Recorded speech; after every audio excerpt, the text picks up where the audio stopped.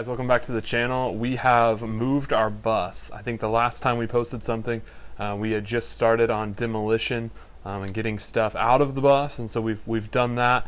And I'll throw in some stuff right here, showing you what we did in the meantime.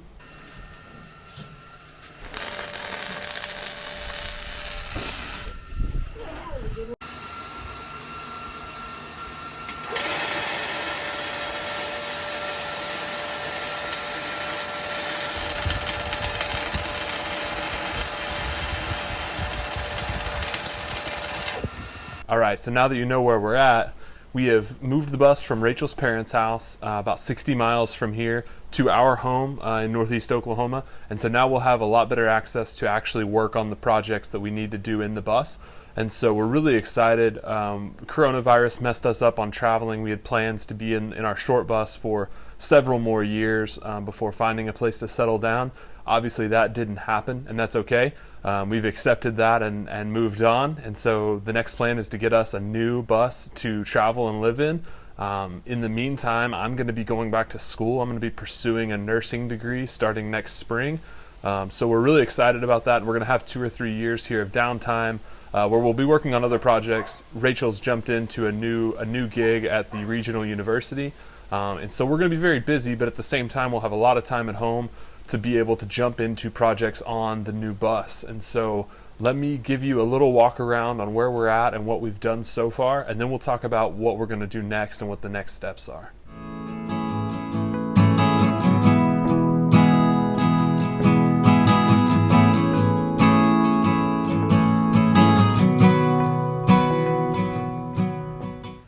So I'm going to apologize for the wind noise here. It's there's a storm rolling in, and I'm going to try to give you a shot at what we're working with under the bus here. But one of the things that we picked up last year, right when we got the bus, was a set of RV windows. And so we took out every single window on our bus that was originally there, and we're going to replace them with insulated RV windows that'll have a little bit better aesthetic, and they will definitely be better on insulation factor, both in the hot and the cold. But we've got those stored underneath our bus, which is a pretty handy function of having nothing in the back and all this room on our gravel pad here. So we're super excited about that. And as you can see in the video, we've already cut out those window openings. So those will be going in shortly after we skin the outside. All right. So the next area of work that'll take place kind of over time as we work on the bus will be the engine of the bus. Not a great combination as far as bus engines and transmissions go. We ended up with a Cummins 5.9 liter, which all you can really see behind us is the radiator and the intercooler. But this will be something that we work on continuously to get just a little bit more power. It already has a P pump added to it, which is a slight power adder to get it above where it was around 170, 190 horsepower, somewhere in there stock. It's got the intercooler, it's got the P pump done to it, so it's got the bones to be a little bit more powerful. So we'll do that, and we're still weighing our options on the AT 545.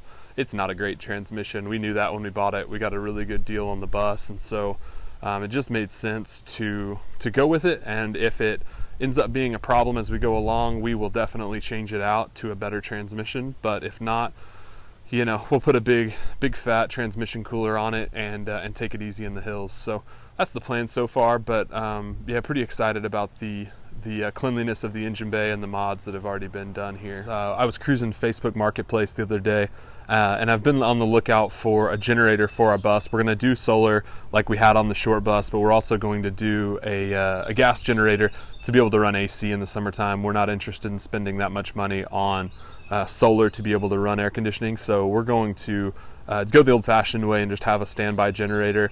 I had some parameters. I needed a certain wattage for the AC, and I also didn't want to spend a ton of money. And so I actually had an ad pop up here locally about a month ago, just a couple blocks from our house, which is pretty rare in this part of Oklahoma to have something of value show up that close to the house. But it's under the tarp behind me here. I'll do a full episode on what we got and what the plan is for that. But I just wanted to kind of tease it out a little bit. We will be going to the generator on this one, and it's an Onan 6.5 kilowatt RV generator from a 1986, I think, RV. And so it has low hours, it's hardly used, and it's in pretty good shape. So I'll do another episode on that here shortly, just to show you what we got and kind of walk through troubleshooting it and getting it back in operation again. So stay tuned for that in a future episode. Let's take a quick tour of the bus here. We'll walk in and see the inside status of the bus as it sits. We've still got our support in the back from when we transported it. We'll break that down and turn that into a rear cap for that rear area below the lights. Other than that, we just have to wire wheel all the surface rust that we should have painted whenever we first built the supports. And then after we do that, we're ready to put on sheet metal, which is a huge step. It feels like we're finally building things on the bus instead of tearing things apart.